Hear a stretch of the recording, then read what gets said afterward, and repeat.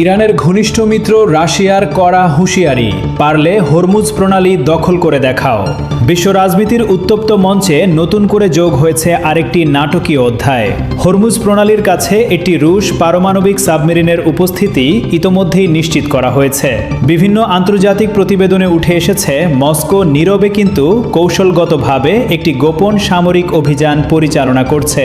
এই অভিযানের অংশ হিসেবে রাশিয়া হরমুজ প্রণালীর আশপাশে মোট 6টি সাবমেরিন মোতায়েন করেছে, যার মধ্যে রয়েছে 2টি পারমাণবিক সাবমেরিন। তাদের প্রধান লক্ষ্য ইরানের গুরুত্বপূর্ণ অবকাঠামো রক্ষা করা এবং একই সঙ্গে যুক্তরাষ্ট্র ও ইসরায়েলকে এই কৌশলগত জলপথে অবাধ চলাচল থেকে বিরত রাখা। হরমুজ প্রণালী বিশ্বের জ্বালানি সরবরাহের এক গুরুত্বপূর্ণ ধমনী। এই অঞ্চলে এমন সামরিক উপস্থিতি নিঃসন্দেহে বৈশ্বিক শক্তিগুলোর জন্য এটি স্পষ্ট বার্তা বহন করে। এটি শুধু একটি সামরিক পদক্ষেপ নয়, বরং এক শক্তিশালী রাজনৈতিক সংকেত।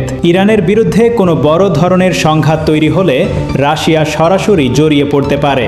এখন প্রশ্ন একটাই, এই পরিস্থিতিতে ডোনাল্ড ট্রাম্প কি করবেন? তিনি কি নীরবে সরে যাবেন, নাকি সরাসরি রাশিয়ার এই চ্যালেঞ্জ গ্রহণ করবেন? বিশ্ব তাকিয়ে আছে পরবর্তী পদক্ষেপের দিকে।